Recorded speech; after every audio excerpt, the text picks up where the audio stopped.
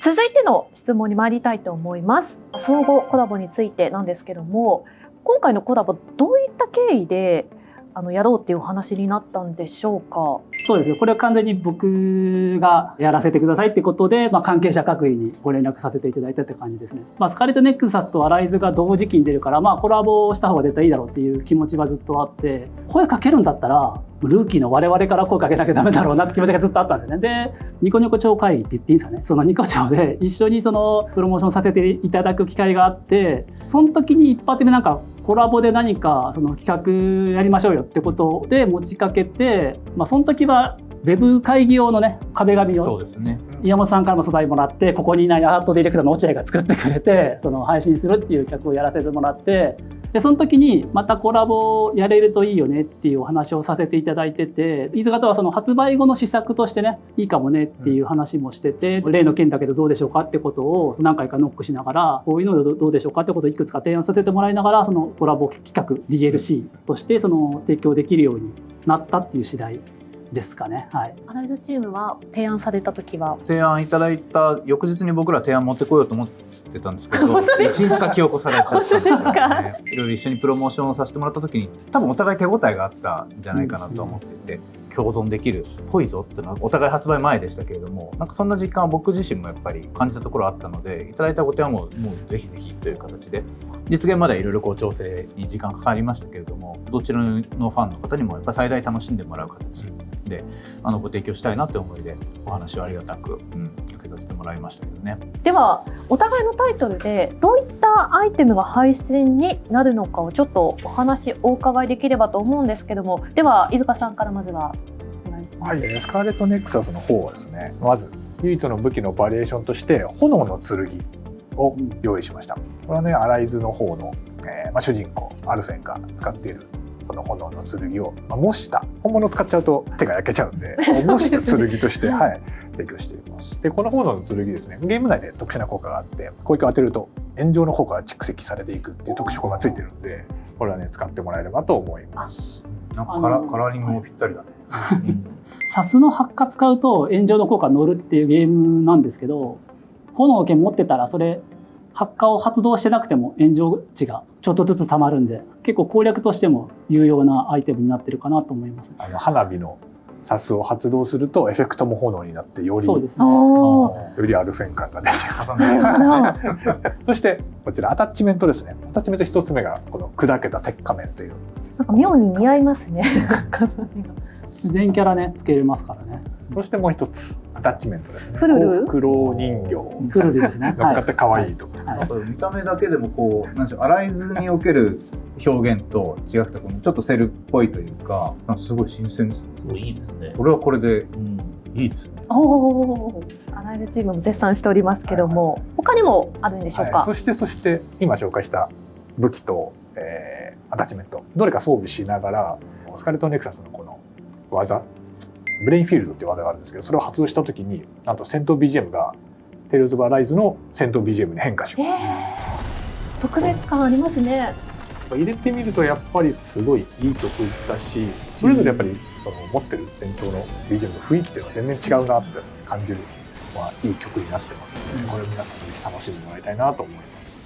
ありがとうございます。それでは続いて富澤さんからお願いいたします。それでは、テイルズ・オブ・アライズ側ではこのようなコラボをご用意しております。まずはですね、アルフェンの武器としてですね、スカーレットネクサスでゆいとくんが愛用している妙法村正のレプリカという形で使える武器となっております。レプリカと呼んでるのはちょっとテイルズ・オブ・アライズ側のお作法というか、原作へのリスペクトを含めてそういう名前にさせてもらってますが、もう見た目はまさに村正という形で、そしてアタッチメントアライズ側でもご用意をしております。一つ目はですね、重ねのもトレードマークでもある手作りの、これはお姉ちゃんからの贈られた髪飾りですね。大事にしてるこれをみんなにつけられちゃうという形で、エモいですね。はい。そして、もう一個マスコット系のバッキーちゃん。結構サイズでかいですね。結構でかいですね。似合いますね。似合ってるかどうかは皆さんの心の中次第ですけど、結構サイズ感大きくなってますね。この頭の上に乗せるのはなんかお作法なんですかね。テイルズのお作法なんですかね。お作法なんですね。テイルズチームはよく頭の上に乗せるっていう乗せたがりのますねがありますね。はい、そしてアライズ側でも BGM のコラボレーションもさせていただきましたと。バトルの BGM を、はい、スカーレットネクサスの方からアイレヌ思いですかね。はい、こちらをバトル中に選択できる仕様ですかね、これは。実際にそのコンフィグ等でバトル BGM のところに追加されるような。はいはいはい。で、じゃあ DLC の BGM 選択と同じような形で選択いただけるという形になってますので、スカネク気分で遊んでいただければと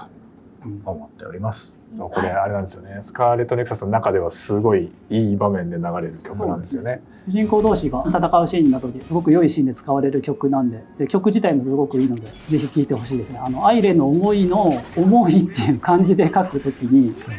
当て字で念力の念に意をつけて思いって読んでたりするので、そういうところもチェックしていただけると嬉しいですね。確かに UI 上は多分念力の念で思いって書いてあると思うので、皆さん間違わないように。はい、本当ね、両作品やった方はたまらないダウンロードコンテンツになっております。ぜひ皆さんも遊んでみてください。ここからは RPG の魅力についてお話を伺っていきたいと思います。まずスカーレットネクサスチームからいきましょうか。RPG の魅力というか、僕が押さえておこうと思ってるポイントというか、そのテイルズ・オブ作ってた頃からもそうなんですけど、テイルズ・オブチームももしかしたら意識してると思うんですけど、シナリオ、キャラ、バトルってところは間違いなく抑えなきゃダメだよねっていうふうに考えながらやってますね。ストーリーだけでゲームを進める動機になるってところとか、魅力的なキャラクター表現がゲームの中でされてて、ゲーム遊んでるプレイヤーがその自分のね推しキャラが見つかるっていうような、そういうところも大事だと思いますし、そのバトル部分はね、そのテイルズ・オブとかスカーレット・ネクサスはそうだったアクション部分なんですけど、その、簡単そうで、ちょっと奥が深いというか考えさせる要素があるっていうところは昔からずっと抑えなきゃと思って抑えてて、そのテイルズ・オブ作ってた時も抑えてたし、そのスカーレット・ネクサスを作ってた時も、僕個人はすごく大事にして作ってきたってところはありますね。その3つは、抑えてます。石川さんいかがですか？そうですね。やっぱりRPG というとストーリーはもちろん魅力的というか特徴になると思うんですけど、僕はその中でも他のキャラクターとの関係性、これがやっぱり魅力なんじゃないかなと思いますね。今回スカーレット・ネクサスと、テイルズ・アライズでそれぞれやっぱ仲間キャラクターとの関係性の描き方って全然違うんですよね。でそれがアクションとかあとはバトルの方にも反映されてたりしますし、その体験としても仕様としてそれぞれがどういう形で組んでいるのかっていうのも RPG それぞれの作品ならではの部分でもありますし、絶対外せない部分じゃないかなと思っていますね。でその中で多分プレイしていくと皆さんそれぞれ好きなキャラクターとか思い入れができてくるんじゃないかなと思っていますので、そこがやっぱり最大の魅力ポイントだし、スカーレット・ネクサスでもこだわって作っている部分でもありますね。絆を深めていったりとかストーリーが展開されるとまた会話の内容もちょっと変わってきたりとか、話しかけてもらえるのも嬉しいですね。そうなんですよ。でスカーレット・ネクサスは特にこのアクション RPG ということで主人公キャラクターをプレイヤーが操作して戦う形なんですけど、結構意識したのがこの主人公のキャラクターを常に仲間が見てくれているチャンスだよって教えてくれるような仕掛けを意識して作ってたりするんですね。援護してくれる。そう援護してくれる。いいぞユイト、よくやった。どうぞユイト。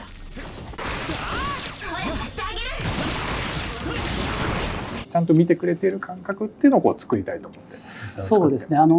スカーレット・ネクサスを作ってその満たしたかった一つのポイントがイケてるチームの中の一人になって周りの仲間に認められるその承認欲求を満たしたいみたいなところがあったんで、自分自身がその会議討伐軍の中に入って仲間キャラクターが自分のことを助けてくれたりとかすごく気にかけてくれてるってところはとにかくそのこだわって作ったポイントではありましたね。では今度はアライズチームに伺いたいんですけども、 RPG の魅力どんなふうに考えながら作っていらっしゃいますか？山本さんから。自分も荒吹さんと同じでテイルズ・オブを作っている上で大事なのはキャラクター物語、そして戦闘アクション戦闘っていうのは大事なポイントなので、そこはもうその通りで、今回アライズに関してで言うとやっぱり愛してもらえるようなキャラクターを、応援したくなるようなキャラクターかな。でその上でそのキャラクターを応援してるといつの間にか自分がそのキャラクターたちの頑張ってる姿とかから応援されてるような気持ちになるみたいなところをちょっと意識して今回は作ってたりします。親近感が湧いたりとかちょっと憧れるような要素があったりとか、でその上で友達だったようなあいつがもうあんな遠くのところまであんな頑張ってるんだ、じゃあ俺も頑張ろうみたいな気持ちになってくれればなって思ってました。リアリティというか親近感を沸かせるためにちょっと細かいことこだわってみたりとか、すごいドラマチックな精進的なバトルとかもするので、そういうふうなシチュエーションだったりとかロケーションとかをどう用意しようかなとか、そういうふうなのを考えたりとかして作ってます。そういうキャラクターの、皆さんに届けたい一面、魅力的な面とかってデザインとかにも反映されるんですか？もうむちゃくちゃネタを仕込んで、そのネタだけで多分メモ帳とかがあるんですけど、会議で何だったかが話してたこういうふうなことが昔あったかもねみたいな話をしたら、そのまますぐ絵にして残しておいて、多分それはベスピラの時からなんですよね。ベスピラの自分はアートディレクターもやらせてもらったんですけど、設定がこんな感じですね。すごい。メモとかで最近引っ越しをしたんで出たんですけど、すっごい分厚いのに懐かしいですね。当時の会議で出てたネタが全部絵になってたりしましたね。そういうのはあらゆるもあって、もちろん全部入れると情報過多になっちゃうんであれですけど、これはこっそり忍ばせようみたいな。アライズの岩本さんのインタビューのキサラの話好きでしたよ。むしろ背中を開けちゃおうっていう話がすごく良かったですね。遊び心ですよね。風のクロノマっていうゲームがあるんですけど、敵が盾を持ってていくら攻撃しても倒せないんですよね。で後ろに向かっていくと簡単に倒せるみたいな、そうか盾キャラって前はガードが硬いけど後ろは無防備だよねっていうのが、なんかゲームとしては感じてて、でそれを仲間になって目の前で屈強な鎧を着た仲間が助けてくれるのも最初はそういう風にしてたんですけど、少しやっぱ好きというか遊び心ですけどね、要素入れてあげた方が頑張ってくれて、ありがとう俺も生まれるために頑張るみたいな気持ちにちょっとなるかなと思って。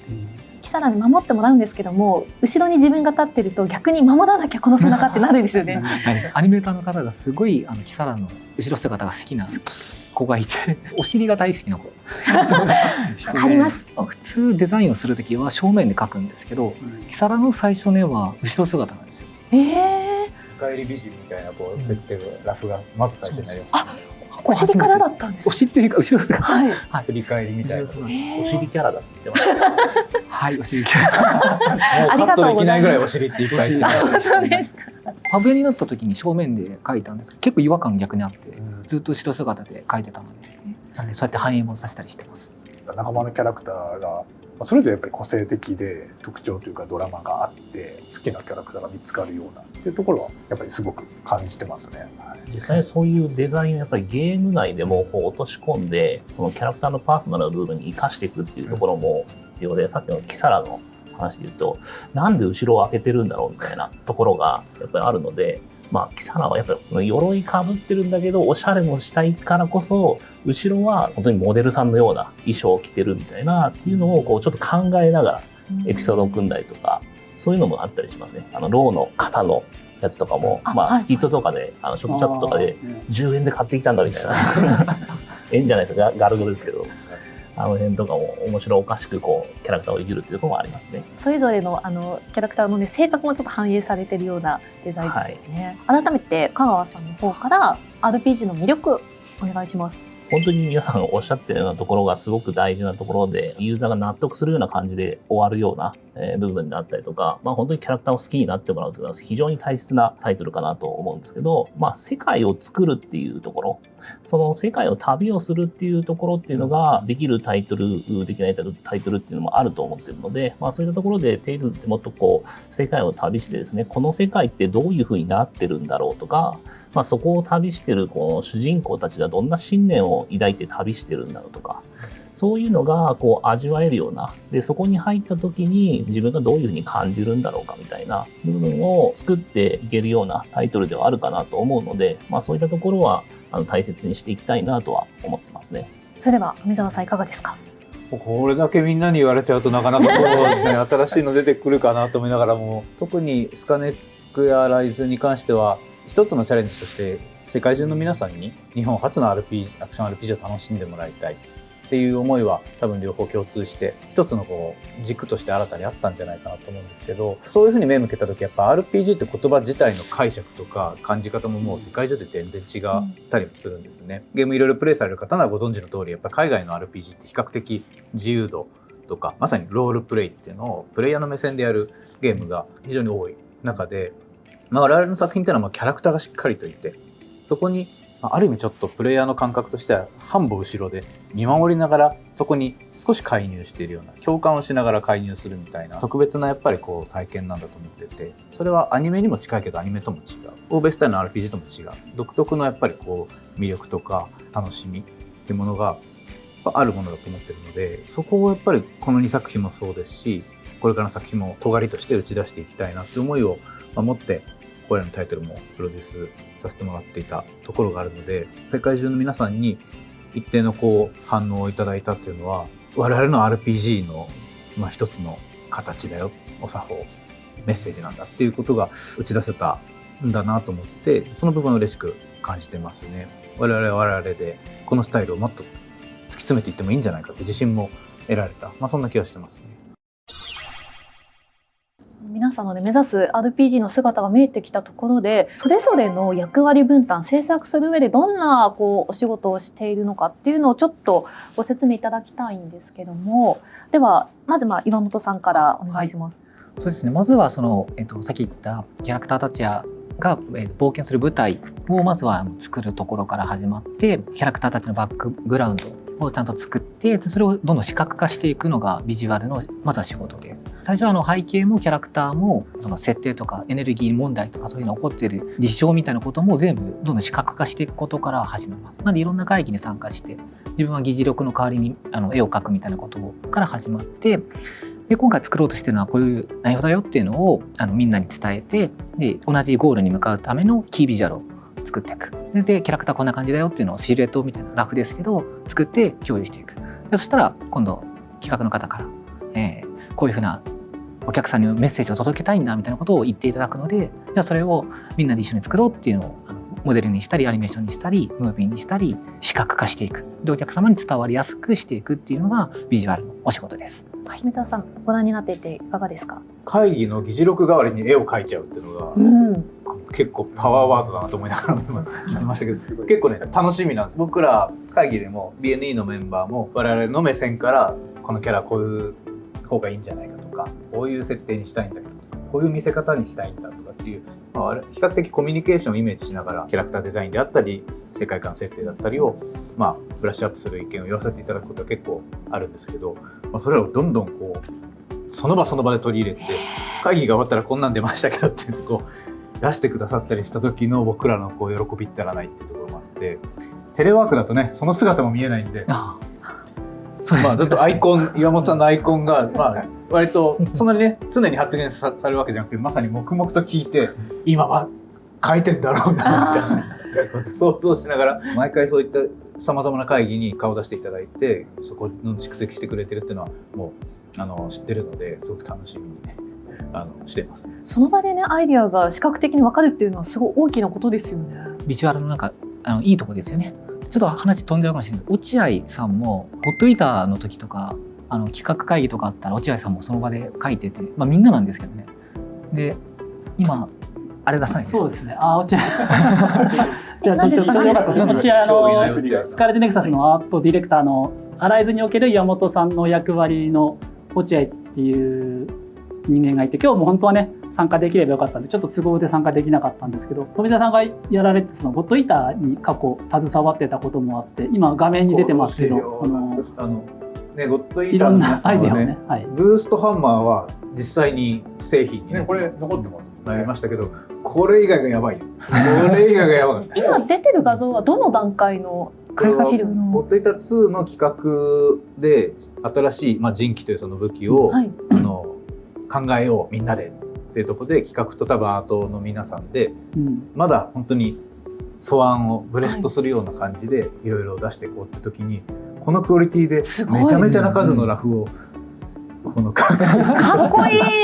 名前ごとですよ。さっきの死闘権の死がカタカナであることがもう僕ら見た時にいいねってなりますよね。制作メンバーもちょっとテンション上がって、いいモチベーションになりますよね。めちゃくちゃ上がってましたね。かっこよさ。志村君とかもめちゃくちゃテンション上げてもう全部作りたいっていう話になってましたけど、その中でも泣く泣く一つ二つ選ばせてもらってたっていう。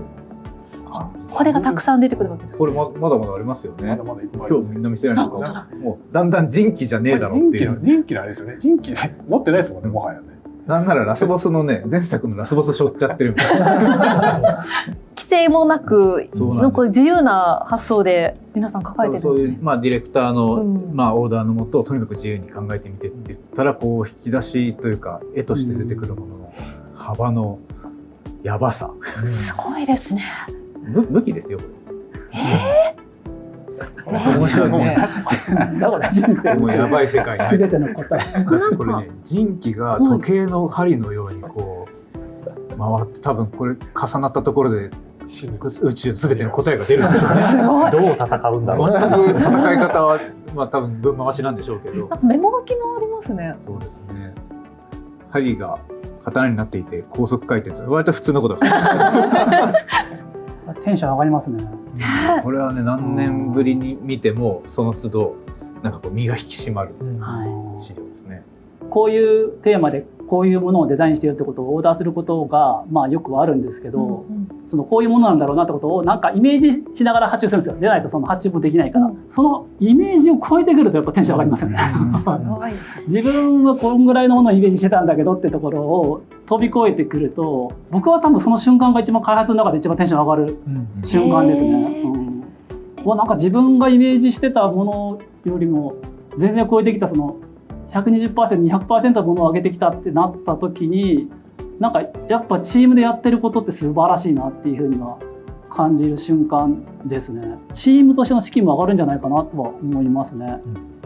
山本さんもそういったことを意識してそうですね。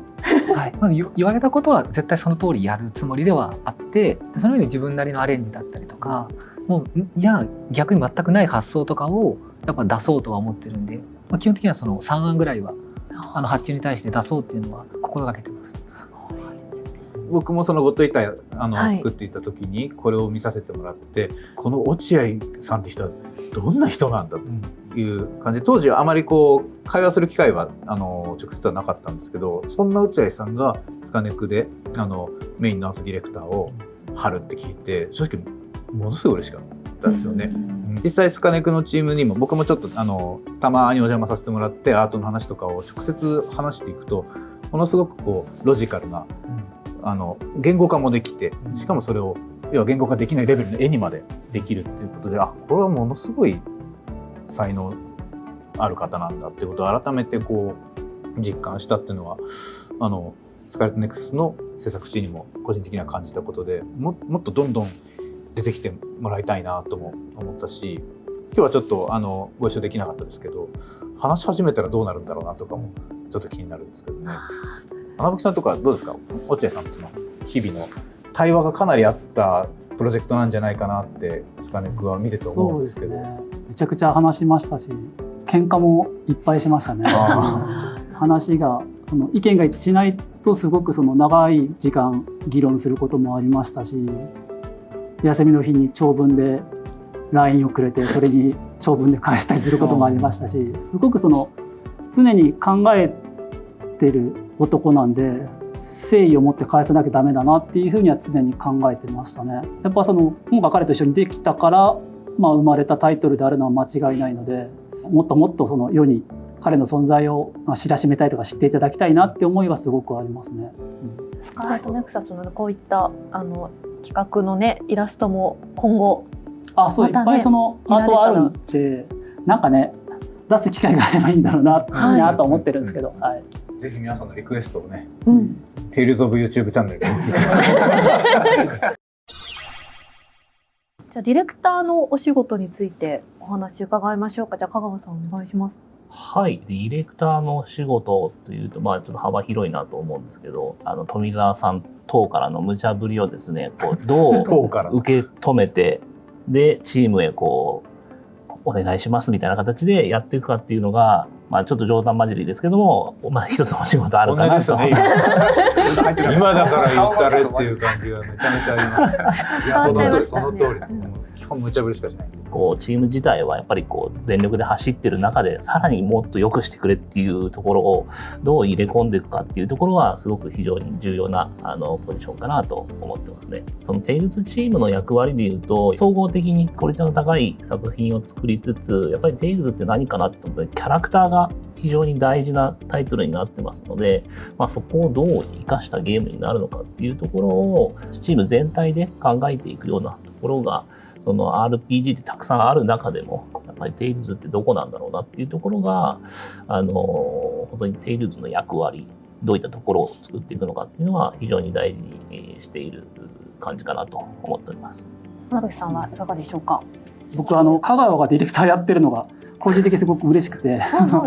入ったばっかの頃からの付き合いだから、そうですね、今アライズのディレクターやってるっていうこの事実がなんか個人的にすごい成長してくれたんだされたんだってところを感じられて、今話聞いててちょっと嬉しいなっていう気持ちになりながら聞いてました。僕の場合は開発側のプロデューサーも兼任させてもらってたところもあるので、企画の立ち上げ計画立てとか、あとは各審査会でマイルストーンを通過させたりっていう役割もやってましたし、割と先頭に立ってこれをやっていくっていうことを言っていかなきゃダメなんで、旗振りをできてたのかなをしてたつもりではありますね。アートの方は何度も話してた落合っていうものが立ってくれてたし、シナリオの方もテイルズ・オブ一緒にやってた猪木っていうすごく優秀な方が立ってくれてたし、サウンドの方もディレクター立ってくれてたから、僕はビジュアルシナリオサウンドあたりはある程度任せつつ、でも俯瞰で見つつってことをやってて、メインでやってたのはやっぱアクション部分ですね。スカーレット・ネクサスに関してはアクションディレクターも兼任してて、特にアクション部分は中心に見させてもらってたかなっていうふうには思います。それを見守るプロデューサー陣、改めて役割を教えてください。先ほどのね期間の話とかお金の話とか出てきますけど、主にはやっぱりもちろん皆さんにね情報を届けたりゲームタイトルとして届けるっていうプロモーション的な役割あるんですけど、これプロモーションだけではなくて、やっぱりどういうものを届けるのか、中身の話を一緒に最初の頃から考えたり、あとはどういうところをタイトル特徴として尖らせようかとか、そういう部分を一緒に考えたり、でその結果どういうふうに届けていこうかっていうのを総合的に考えたり、時には無茶ぶり言ったりっていうのを繰り返しながら作っていく役割ですかね。おそらくディレクターの中でもどこに重きを置くディレクターなのかってそれぞれタイトルごとに違うのかなと思っていて、で穴吹さんはアクションのところ置いていて、でアートとシナリオとそれぞれのディレクターのこの良さをすごい引き出しながら、で自分はアクションのところを手を入れてるっていうところがあって、そこについて一緒にアクションどうしていこうかっていうところとか、どういうふうに見せていったらいいのかっていうところを一緒に考えながら一つのものを作っていく役割ですかね。三沢さんいかがですか？いやもう基本的に今ね飯塚君が言ってくれた通りの本当に開発と、二人三脚で、よりお客様の方を常にウォッチし続けながら、両方本当に5年を股にかけて開発そしてコミュニケーションしていくところの、最後の責任はプロデューサーにあるという覚悟を持ってやっぱりやってるつもりではいるんですね。どれだけいいものを作っていただいても届かなかったら自分たちの責任だし、ものが良くなくても自分たちの責任だと、やっぱりそこは一年卓勝だと思ってやっていますので、最終的なやっぱりそこの覚悟があるからこそ無茶ぶりをしてるなっていう感覚はもちろんあるんですよ。さすがに何にも知らないで言っている、知らないふりして言ったりとかいろいろあるんですけれども、本当に知らないで言うこともあるんですけど、いずれにしてもお客様にとってこういういいことがよりよく提供できるからという理由というか部分があって初めて納得していただける、今のこのラインをねじ曲げてでもこれはやるべきだっていうふうにやっぱりディレクターたちにしゃあねえ現場動かすかと言ってもらえるためのやっぱり我々なりの思いだったりロジックっていうものをしっかり持ってなければ、それはだんだんその信頼関係も作れないし、どんどん離れていってしまう。それが一番悲しいことなので、とにかく近い距離で話せる、そのためのやっぱり共通言語って僕らにとってはお客様なんですよね。シリーズだったらファンの方に対してやっぱり何をどうこのタイトルで表現していきたいのか、よりよく伝えていきたいのか、もうそこはどんな時でも話が通じるポイントだと思っているので、本当にいろんな別にここにいる3人だけで作ってるわけなくて、その先に本当に何十何百の方々にもその今やってる理由とか、この仕様変更はなんでなんだっていうことを説明一個一個していかなきゃいけない各パート責任っていうものがすごく重いものだと思ってるんですけど、でもそこにもやっぱり伝わるための、最終的な理由付けで、それを結果としてやっぱり落とし込むところまでを、責任持ってるつもりなので、適当なことは言えないし、言ったらやっぱりバレるし、そんでまた翌週来た時やっぱあれやめますとか言ったら信用失うし、一個一個のやっぱ発言に責任持たなきゃなっていうのはありますね。とにかく何でも責任を持つために、問題があれば全部解決するために、何でも屋さんなんですよね、プロデューサーはね。実際その無茶ぶりって言いましたけど、富澤さんがあんまり無茶ぶりを受けたっていう気はしてなくてですね。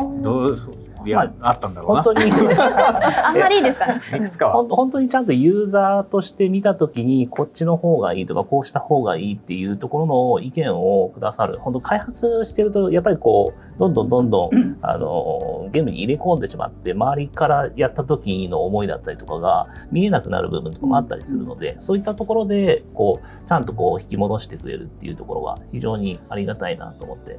本当この開発終盤でもやるべきものはちゃんとやるというところで、そこでも、いいアドバイスいただけたかなと思ってます。分かるというか、開発してるとね、割ともうこういうコンセプトでやっていくからでもうこうなってる瞬間がある時に、飯塚さんだったりとか富澤さんにも一瞬関わってもらったことありましたけど、割とそうじゃないだろって意見を言われるとはって気づくよね。だからはって気づいて確かにっていうところで軌道修正できるんで、そういう時はすごく、ありがたいなと思いながら話を聞いてたこともありました。はい。知らないこともありましたです。いや、何でも話をね聞いてもらう立場じゃなくて、お互い信念もあるし、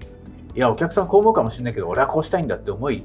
の方が上回っていれば、さっきのアートの話じゃないですけど、いやこれをお客さんにじゃあむしろ伝えていこう、伝わりにくいかもしれないけど伝えようとかっていう思いに逆にほ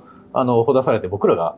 考えを変えることも実はあったりするんで、そこがなんかゲームの面白さっていうか、なんか一個の正解がないので、お互い意見交換しながら最後の形を模索していくっていうのはすごくやっぱりやってて楽しい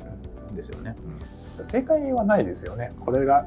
必ずこうじゃなきゃいけないってものがないので、作品としてっていう側面もありますし、商品としての側面もあるので、ただこういう形として今回は届けるっていうのがプロデューサーとディレクターがお互いに納得して作れる状態を作っていくっていうのがやっぱり重要ですよね。スカーレットネクサステイルズオブアライズ総合コラボ DLC 配信中。どちらのタイトルも気になっているという方、両方とも遊んでください。